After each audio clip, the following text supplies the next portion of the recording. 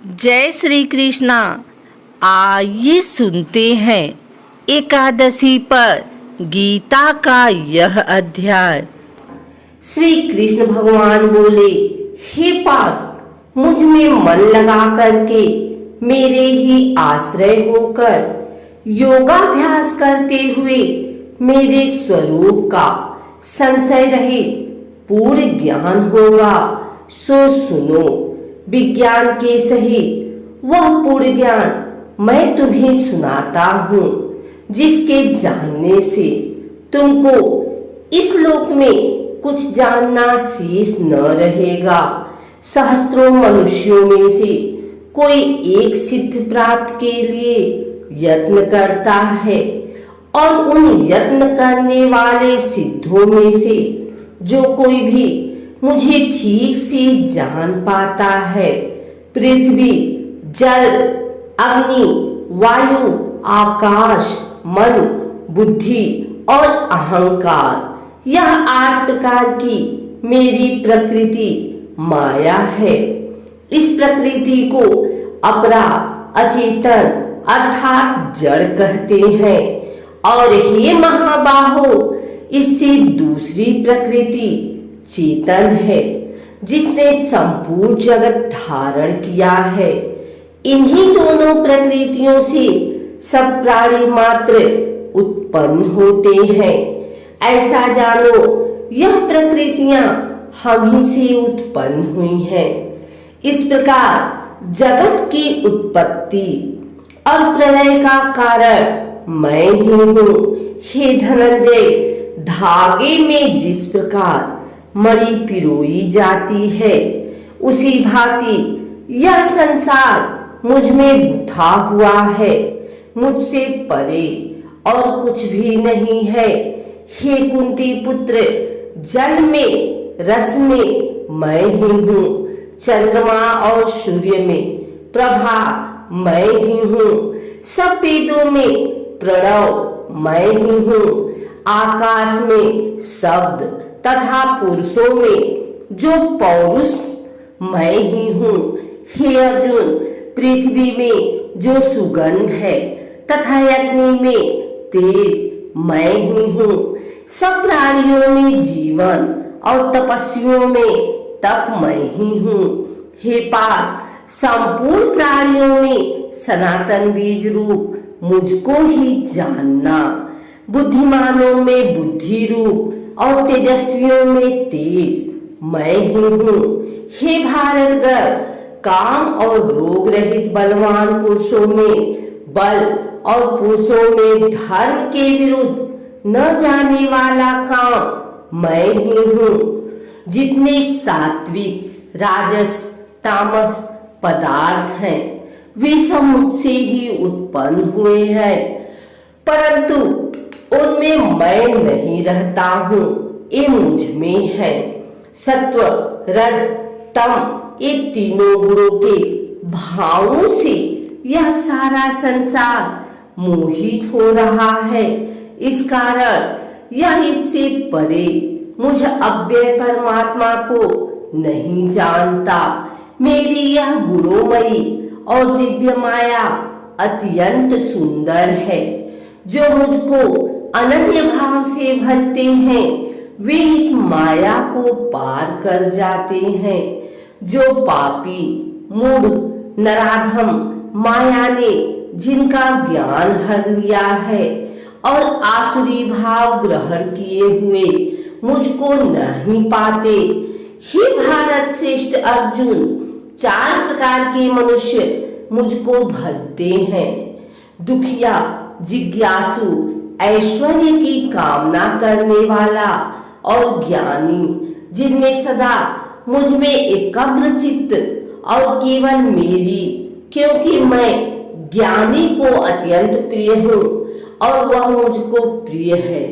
यद्यपि सब भक्त अच्छे हैं, तथापि ज्ञानी तो मेरी आत्मा ही है, क्योंकि वह मुझ में ही मन लगाकर मुझको ही सर्वोत्तम गतिमान मेरा ही आश्रय ग्रहण करता है। उनके जन्म के अनंतर ज्ञानी मुझे पा लेता है। ऐसा महात्मा अत्यंत दुर्लभ है। सब जगत को वासुदेवमय समझे। अपनी अपनी प्रकृति के नियम के अनुसार मनुष्य भिन्न भिन्न काम वासनाओं से अज्ञान में डूबकर उन फलों की चाहना से अन्य देवताओं के अधीन होकर उनकी उपासना करते हैं। हे अर्जुन, जो भक्त श्रद्धा पूर्वक जिस जिस देवता का पूजन किया करते हैं, उन पुरुषों की उस श्राद्ध को मैं दृढ़ कर देता हूँ। वह उस श्रद्धा से युक्त होकर उस देवता की आराधना करता है, फिर उसको मेरे ही रचे हुए काम फल प्राप्त होते हैं। परंतु उन अल्प बुद्धि वालों का फल नाशवान है। देवताओं की आराधना करने वाले देवताओं को मिलते हैं और मेरे भक्तजन मुझ में मिल जाते हैं। मेरे अव्यय अविनाशी अत्युत्तम स्वरूप को न जानकर मंदबुद्धि लोग मुझे अव्यक्त को व्यक्त देहधारी मानते हैं। मैं योग माया से आच्छादित होने के कारण सबको नहीं देखता हूँ। उसमें मूढ़ लोग अन्न आदि तथा अविनाशी मुझको नहीं जानते हैं। अर्जुन, मैं भूत भविष्य और वर्तमान के सब प्राणियों को जानता हूँ, पर मुझे कोई भी नहीं जानता। हे भारत, हे परतम, इच्छा और द्वेष उत्पन्न होने वाले सुख दुख आदि द्वंद्वों के मोह से जगत के सभी प्राणी भ्रम में फंस जाते हैं। जिन पुण्य आत्माओं के पाप नष्ट हो गए हैं, वह पुरुष द्वंद्व के मोह से छूटकर दृढ़ निश्चय करके मेरी भक्ति करते हैं। जो मेरा आश्रय लेकर जीवन मरण के दूर करने के अर्थ प्रयत्न करते हैं, वे पुरुष परब्रह्मा आत्मज्ञान और संपूर्ण कर्म को जानते हैं। जो आदिभूत अधिधीर और अधिज्ञ इन सब में व्यापक मुझे जान जाते हैं, वे समाधि निष्ठ पुरुष मरण काल में भी मुझको जानते हैं। श्री नारायण जी बोले, हे लक्ष्मी, अब 7वें अध्याय का महात्म्य सुनो। एक पटेल नाम का नगर था, जिनमें शंकुकोड़ वैश्य रहता था। वह व्यापार करने को नगर के बाहर कहीं को जाता था। रास्ते में शंकुकोड़ को सर्प ने डसा, वह मर गया। उसके साथी उसकी दाह क्रिया करके आगे को सिधारे।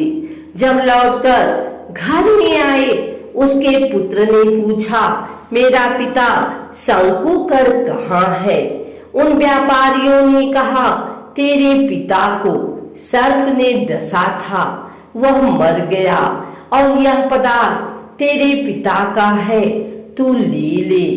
1 करोड़ रुपया दिया और उसकी गति कराने को कहा, क्योंकि वह अवगति मरा था।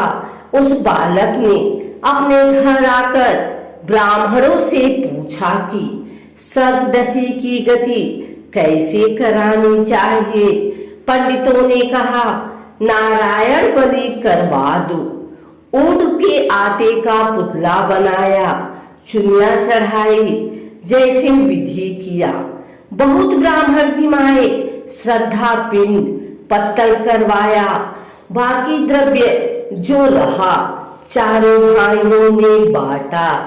एक पुत्र ने कहा, जिस सर्प ने मेरे पिताजी को काटा है, मैं उसको मारूंगा।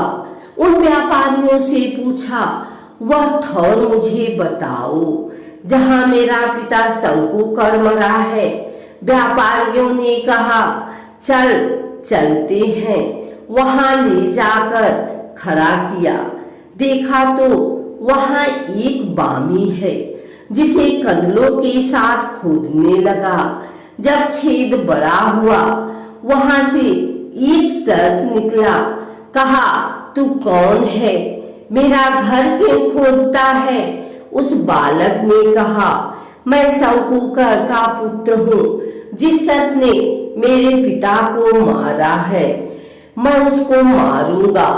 तब सर्प ने कहा, हे पुत्र, मैं तेरा पिता हूँ, तू मुझे इस अधमदेह से छुड़ा और मुझे मत मार। यह मेरा पूर्व का कर्म था, सो मैंने भोगा। तब पुत्र ने कहा, हे पिता, कोई यत्न बताओ जिससे मेरा उद्धार हो। तब उस सर्प ने कहा, हे पुत्र, किसी गीता पाठी ब्राह्मण को घर में भोजन करवा और उसकी सेवा कर, उसके आशीर्वाद से तेरा कल्याण होगा।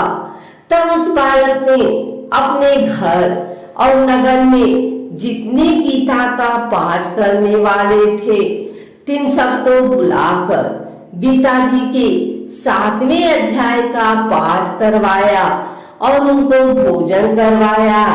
तब उन साधु ब्राह्मणों ने आशीर्वाद दिया। तत्काल वह अधमदेह छूटकर देव पार विमान पर चढ़कर आकाश मार्ग को जाता हुआ अपने पुत्र को धन धन करता बैकुंठ धाम में जा पहुंचा।